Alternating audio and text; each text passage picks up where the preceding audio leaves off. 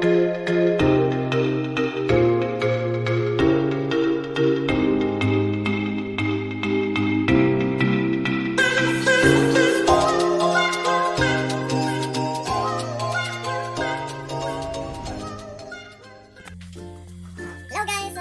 back to my YouTube channel. So, welcome for another video. So, pasensya kung malapit ako sa inyo.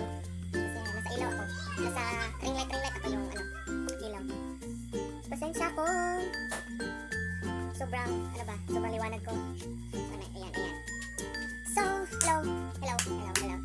So, for today's video is isi-share ko sa inyo yung aking experience about sa ROTC and lalong-lalo na sa mga incoming grade 11 and 12 and incoming freshmen sa college. Kasi sa pagkakaalam ko is parang 2 years na yung ROTC and ito lang yung mga tips na pwede kong ibigay or pwede kong ma-share. Hindi naman tips to, pero parang ma-share ko lang sa inyo yung mga karanasan ko. And disclaimer lang, kung ano man yung mga nasabi ko is based on my experience to. I am not promoting mga negativities or ano man mga tawag dyan. So, before ko muna i-share yung mga experience ko, may papakita lang ko mga video and fun fact, hindi to fun fact pero fact siya, pero part ako ng ROTC pero nasa band ako, pero nasa pa rin kami, parang nasa isang platoon. So, ipapakita ko lang sa inyo yung mga nakuha kong clips and alam nyo kasi, mahirap kasi mag-video, talaga na mag-video kasi nasa field kami and ito lang yung mga clips na nakuha ko nung kami, parang hanay, ano ba tawag dyan, o parang nasa field kami, nagpa-practice kami for practical inspection and ito lang yung mga clips, ulit-ulit clips na mga nakuha ko and merong clips dito na yung nagpapahinga kami. So, 3 clips lang to, so parang ang haba na naman ng intro ko. So, without further ado, let's go to the clips. Bye! Ay, hindi pa pala. So, hindi pa pala babay, akala ko tapos na. So, ito na yung mga clips.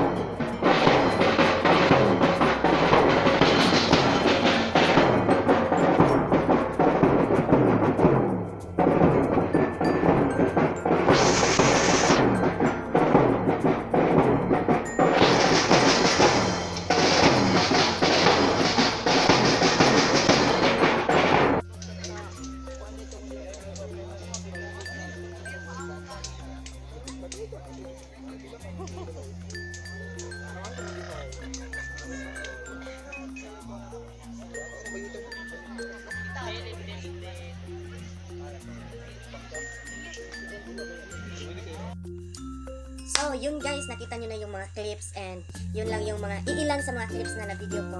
Ay, pasensya kung malapit yung mukha ko sa camera kasi nasa ilaw ko gusto kong So, yun. Pasensya kung sobrang hagad ko sa camera kasi pangit na nga yung camera ko. Kakarating ko lang galing school and kailangan ko mag-film and so yun, kasi ito yung time ko na makapag-film.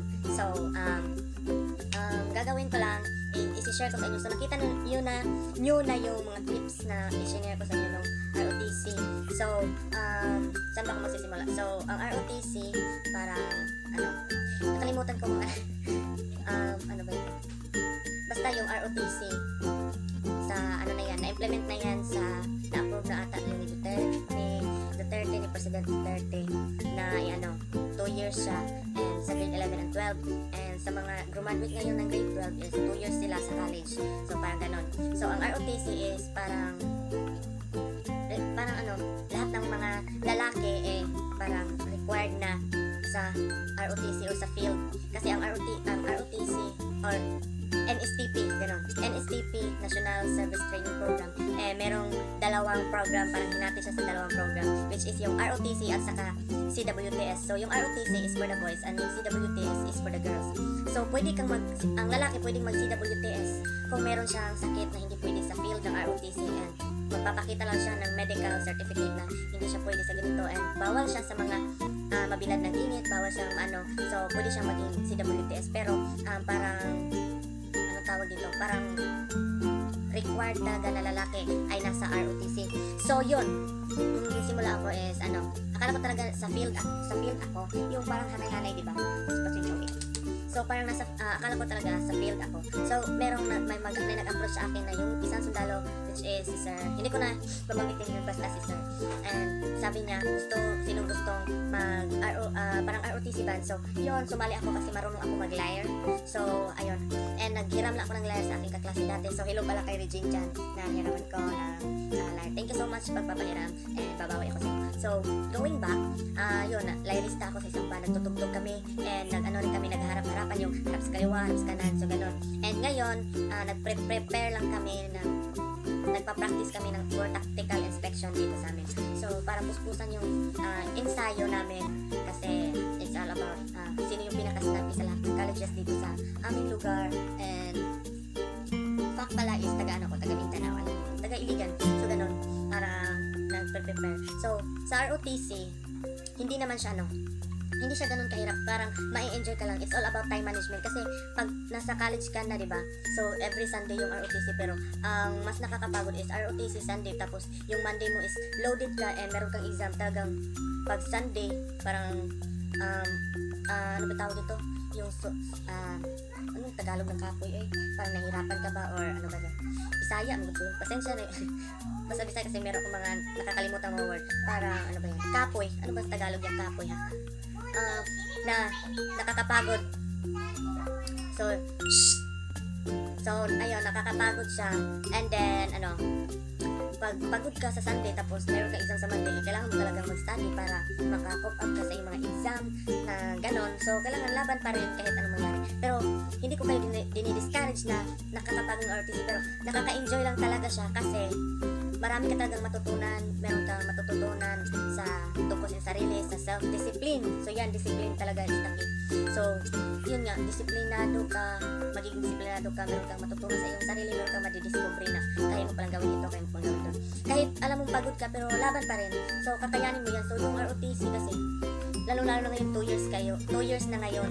So, ang payo ko lang is, habaan nyo lang pasensya nyo, tapos i-enjoy nyo lang yung pag-aaral nyo tsaka ROTC kasi meron kayong matutunan dyan. And tuturuan kayo paano, kung meron kayong makitang baril or simba ko palayo na magyera, marunong kang gumamit ng mga baril kasi tuturuan ka ng mga sundalo kung ano yung tamang paghawak, ganon, ano yung mga parte ng baril na kadalasan ginagamit. So, yun lang yung share ko. Kahit konti man lang, sana meron kayong